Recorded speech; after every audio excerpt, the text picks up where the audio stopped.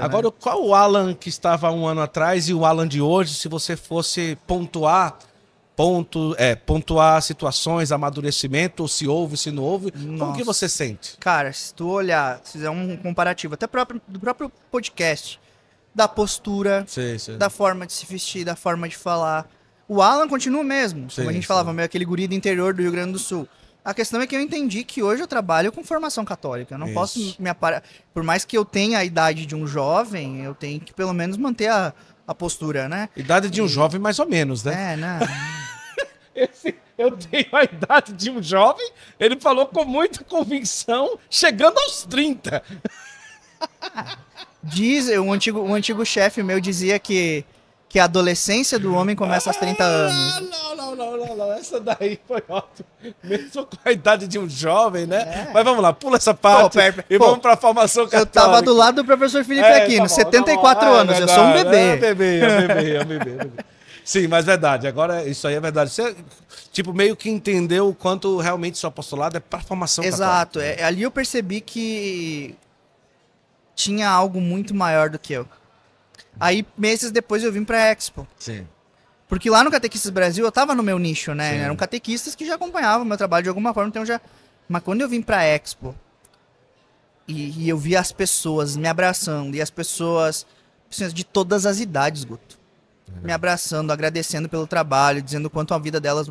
Cara... O que mais elas testemunham? Cara, o Alan, seu trabalho faz isso comigo. O que é mais recorrente? Eu vou copiar uma frase do Guilherme K2, do Santa Carona. Sim. Que isso ficou muito no meu coração, porque eu acho que isso é verdade. A gente, todos nós, a maioria dos influencers católicos, vem de berço da renovação carismática. Verdade. Né? E eu sou grato à renovação carismática por tudo na minha vida. E eu não quero que as pessoas entendam isso como algo pejorativo. Sim, claro. Mas muitas pessoas falam de cura e libertação e buscam os retiros por cura e libertação. E uma coisa que eu percebi é que uma catequese bem feita, e copiando o Guilherme, ela é tão poderosa quanto uma missa de cura e libertação, ou um encontro de cura e libertação, né, nesse sentido. Porque quantas pessoas deixam de viver um pecado porque entendem que aquilo é pecado?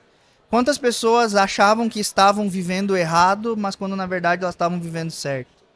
Então a gente vê o testemunho desde o cara que é escrupuloso, o cara que é amaziado, o cara que achava que não podia casar na igreja e conseguiu casar na igreja, o cara que entendeu o que é uma sanação radical, o cara que teve coragem de conversar com o bispo para mudar a vida dele, para regularizar as situações. Então, não tem nada que cure mais uma pessoa do que ela poder comungar normalmente, sabe?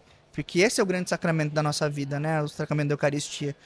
E isso mostra, assim, que o trabalho, mesmo que eu seja um pecador miserável, entende, Guto? Porque ninguém mais que eu conhece minhas próprias misérias. Ninguém mais.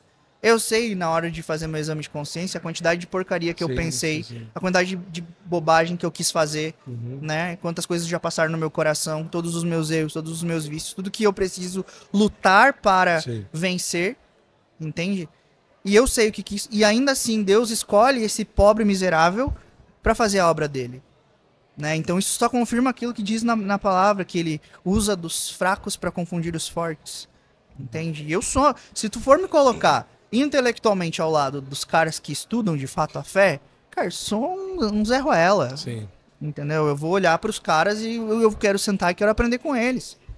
Verdade. O que Deus me deu foi um dom de saber me comunicar, de ter uma facilidade de compreensão de um conteúdo e de abraçar todos. Sim. Porque esse é meu o coração do meu apostolado.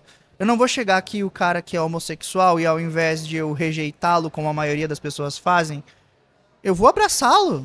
E eu posso mostrar pra ele o quão importante é o amor a Jesus Cristo. Porque ele só vai querer rejeitar o pecado que ele vive se ele entender a razão pelo qual ele vai rejeitar.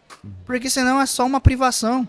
Porque se você não entende que você faz as coisas por amor a um Deus que te ama, você cai, obviamente, naquilo que Nietzsche caiu um dia de dizer a igreja castra o ser humano. Sim.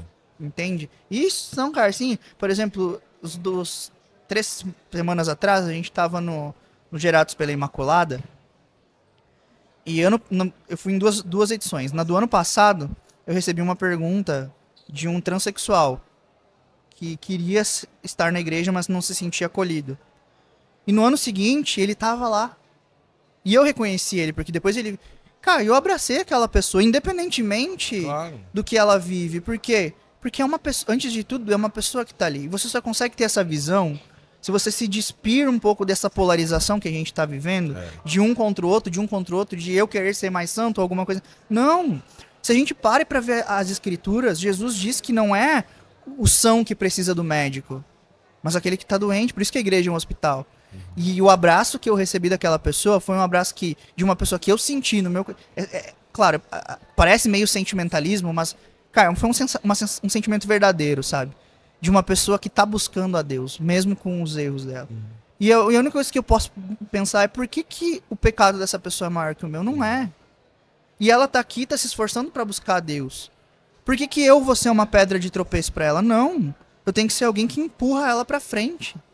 Pra fazer aquilo que o Paulo disse, né? Que mesmo com um espinho na carne, ele guardou a fé e completou a corrida. Em meio aos seus problemas.